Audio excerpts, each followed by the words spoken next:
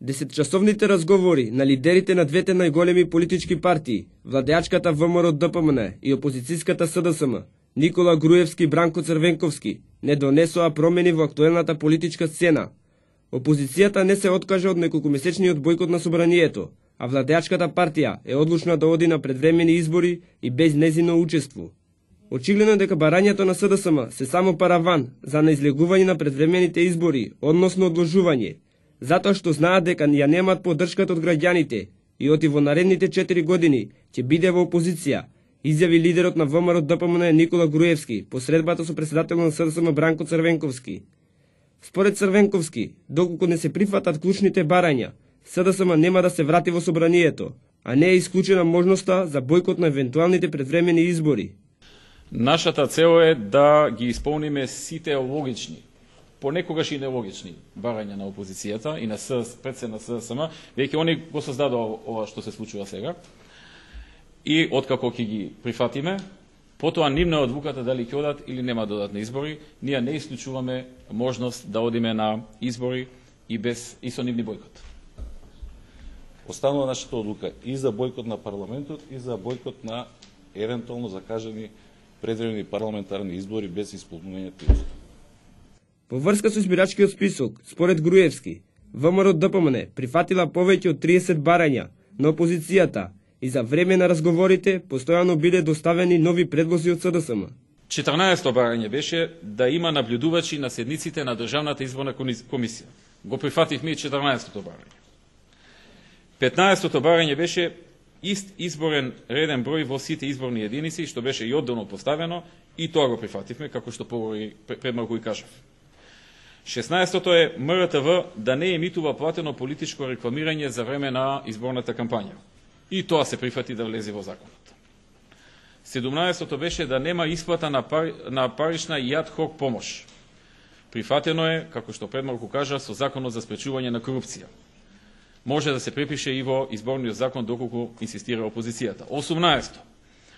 Партиски представници во избирачките одбори, бројот на партиски представници да се зголеми, односно од сегашните по еден од власта и опозицијата, да станат по двајца и така од вкупно 5/4 да бидат од партиите, а само еден од државната администрација. Ние одговоривме дека со сегашните решенија предвидено е да има по еден представник од власта и од опозицијата, дека сметаме дека тоа е доволно, дека ОПСЕ не бара зголемување на партиските представници, значи тоа не е дел од барањата на ОПСЕ, и напротив, ОПСЕ во 2006 година бараше целосно да бидат елиминирани со цел да се намалат можностите за изборни инциденти предизвикани од страна на членовите на избирачките одбори, кои се предложени од партиите. 19-то барање беше да има загарантирани квоти за помалите етнички заедници. Но одговоривме дека прифаќаме, но под услов доколку го прифатат сите поголеми политички партии. Факт е дека на крајот, токму за избирачките одбори, составот, де се договоривме, тоа е едно прашање без кое ние едноставно не можеме да дадеме согласност на изборниот закон. Мало објаснување, нашиот предлог е да во составот на избирачките одбори на паритетна основа бидат представници двајца од страна на владеачките партии, двајца од страна на опозицијата и претседателот на избирачкиот одбор да биде од редот на јавната администрација со подолго работно искуство. Лидерот на опозицијата Црвенковски рече дека не е постигнат договор за барањето во врска со изборниот законник, додека пак за избирачкиот список барањето на СДСМ биле проверката да трае 30 дена, наместо 10 како што предложила ВМРО ДПМН. И остана една разлика, за која што навистина не можам да сватам зашто е тоа инсистирање од страна на ВМРО ДПМН, која е веќе таква самоуверена атмосферата кај нив. Ние сметаме дека се неопходни барем 30 дена за контрола на избирачкиот список, што апсолутно овозможува изборите да се одржат оваа пролет. Нивниот последен предлог беше 20 дена и тука имаме една разлика која што не ја надминавме. Груевски го повтори ставот на ВМРО ДПМН во однос на случајот Пајажина, дека тој останува непроменет, односно политичките партии, собранието и владата немат надлежност да се мешат во овој случај, кој што е целосно во раците на судската власт. Да ја реализира својата цел.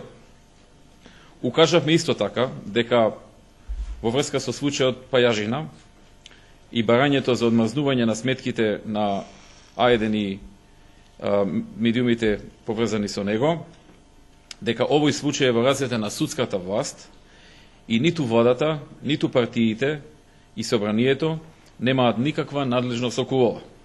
Лидерот на опозицијата рече дека кај владеачката партија не постои интерес за блокирање на сметките на медиумите од Перо Наков без број. Јас сакам уште еднаш да повторам дека нашиот став е борбата против криминалот и корупцијата. Треба и мора да се води. И ние даваме подршка на таа борба. Кој го прекршил законот, нека одговара. Меѓутоа, медиумите нека бидат оставени во овој период да работат.